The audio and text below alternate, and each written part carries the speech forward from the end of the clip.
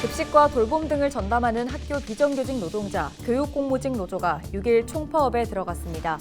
경남에서는 전체 15% 정도가 파업에 참여했는데 공백이 발생한 학교에서는 대체 급식이 이루어졌습니다.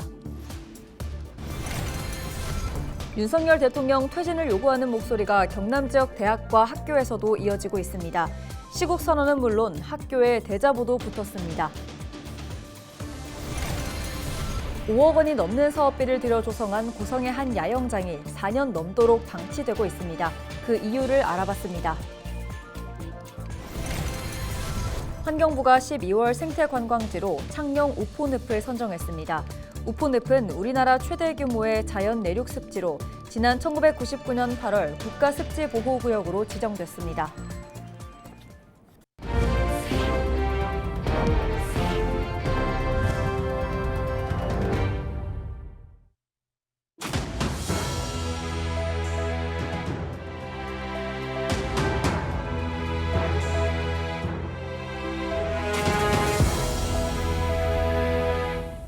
시청자 여러분 안녕하십니까? 헬로티비 경남 뉴스입니다.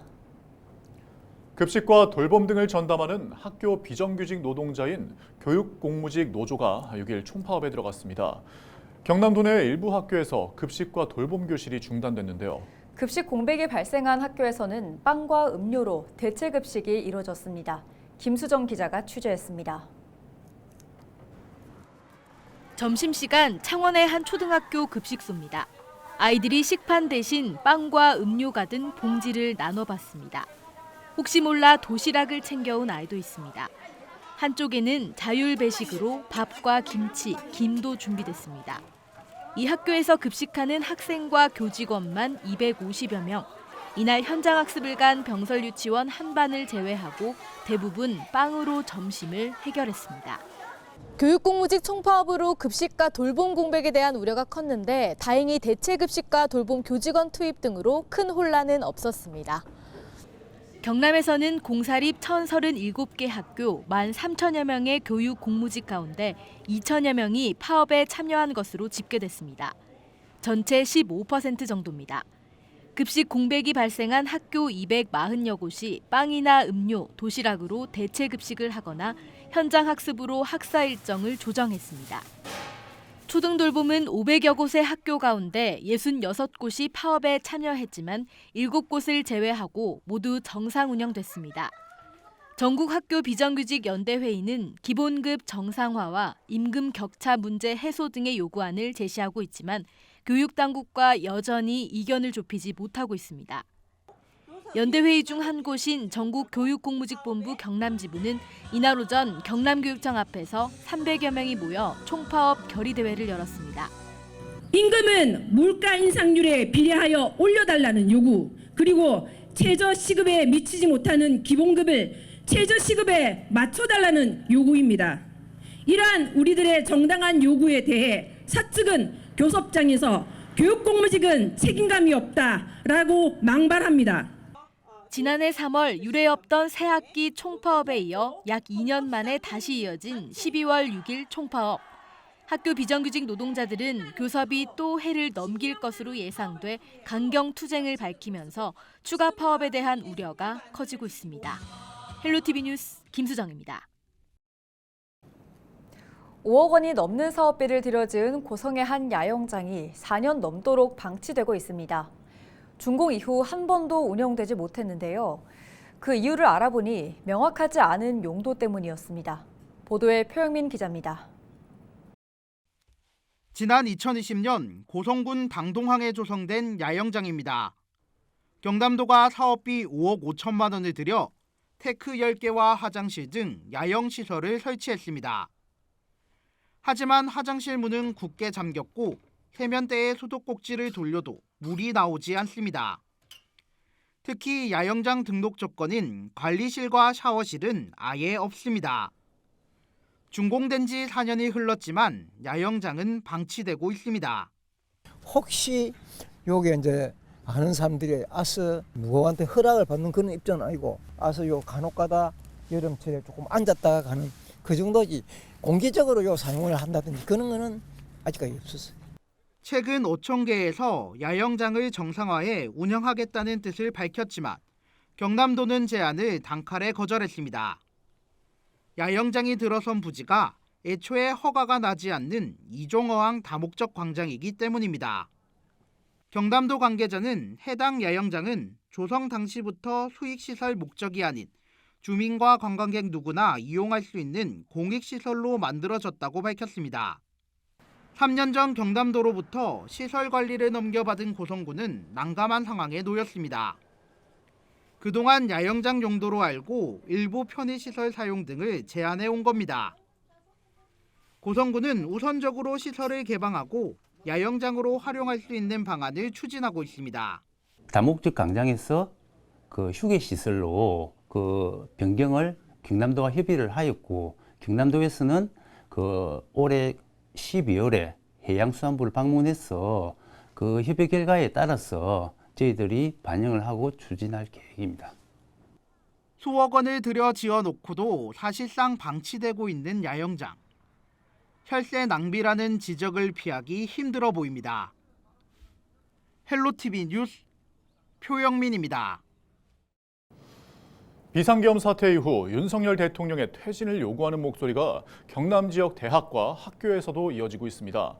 대학 교수들을 중심으로 시국 선언이 발표됐고 대자보도 붙었는데요. 투표권이 없는 청소년들 역시 한 목소리를 냈습니다. 보도에 권정숙 기자입니다. 이무리한 행진곡을 부르며 윤석열 정권 종식을 촉구하는 이들. 학번은 달라도 80년대 경남대와 경상대, 창원대를 다닌 선배들입니다.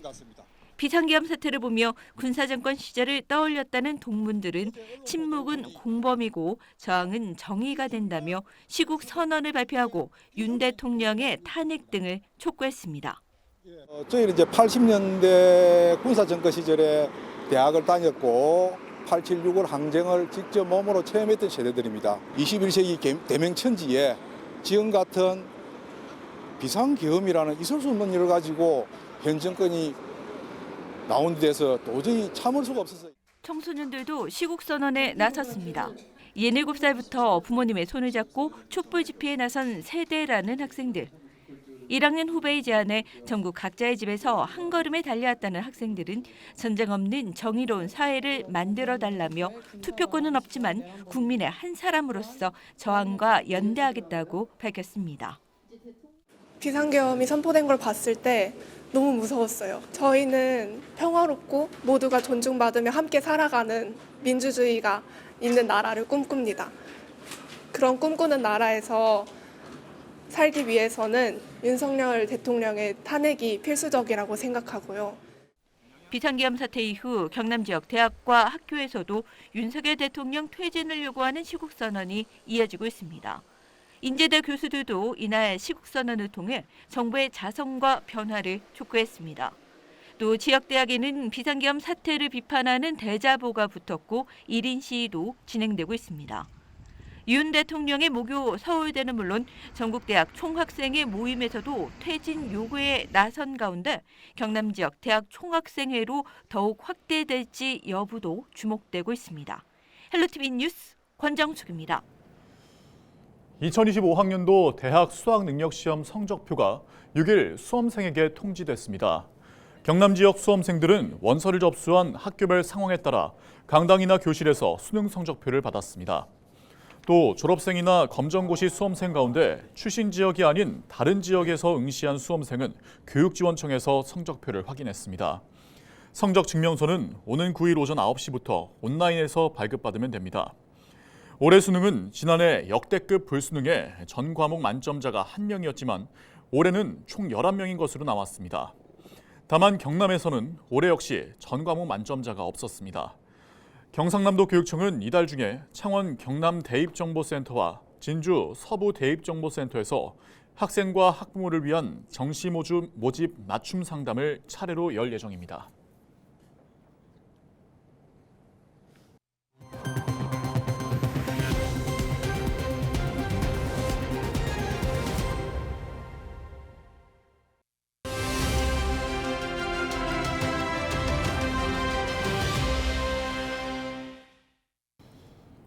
환경부가 12월 생태 관광지로 창녕 우포늪을 선정했습니다.